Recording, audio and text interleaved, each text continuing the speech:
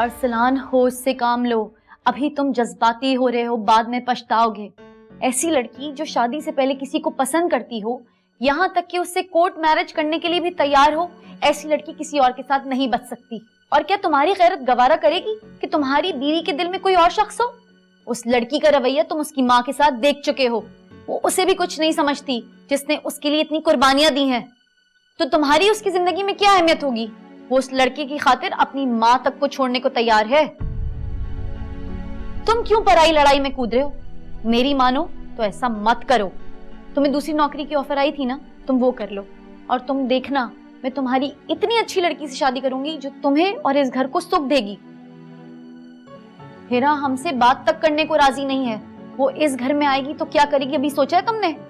हमारे घर का अच्छा खासा सुकून बर्बाद हो जाएगा। मामा, वो इतनी बुरी नहीं है जितना आप उसे समझ रही हैं, और उसके लिए रिश्तों की कौन सी कमी है। फायजा आंटी ने हमें अपना समझ के भरोसा किया है। अगर कोई और होता ना तो वो अपनी बेटी का ऐब गिनवाए बगैर हमसे शादी करवा देता। फिर आप क्या करती? गारंटी तो किसी की नहीं दी जा सकती ना। मैं फायजा को कितना सादा समझती थी, लेकिन वो इतनी तेज निकली, मेरा तो दिल ही उड़ गया उससे। सोहेल भी उसकी हमदर्दी में तुमसे बात कर बैठा।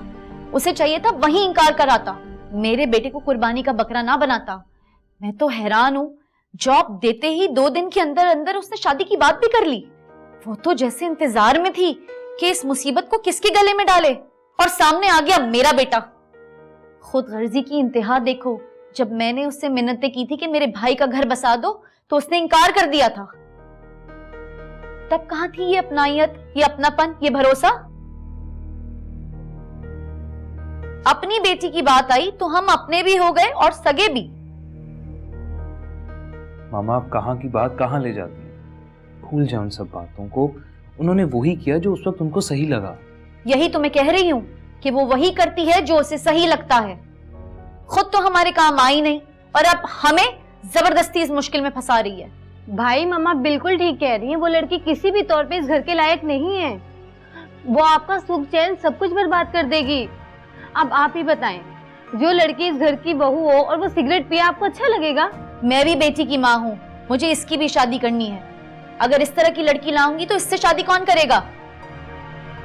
फायजा की बेटी का तो घर बस जाएगा, मेरी बेटी का क्या होगा? पता नहीं इतने सालों बाद ये हमें क्यों मिल गई। इसकी जिंदगी में ना तो खुद सुकून रहता है, ना ही ये किसी और की जिंदगी में सुकून रहने देती है। बस कर दें मामा, ऐसी बातें तो ना करें। अगर हम किसी की मदद कर रहे हैं ना, तो अल्लाह भी हमारी मदद करेगा। हमारी सब मुश्किलें खुद ब खुद आसान हो जाएं। बस आप अपने दिल से सारे खदशात निकाल दें। इतना नेगेटिव मत सोचें, मुस्बत सोचेंगी ना तो अच्छा ही होगा। और जहां तक हिरा से शादी का सवाल है ना, तो मेरी शादी उसी से होगी। अब आप भी इस बात को तस्लीम कर लें। मैं ही पागल हूं जो तुम्हें इतनी देर से समझा रही हूं। तुम तो वहीं के वहीं खड़े हो। जाओ, तुम्हारी मर्जी, जो करना है करो। बाद में पछताओ तो मुझे ना कहना, खुद ही भुगतना उस नकचिड़ी को।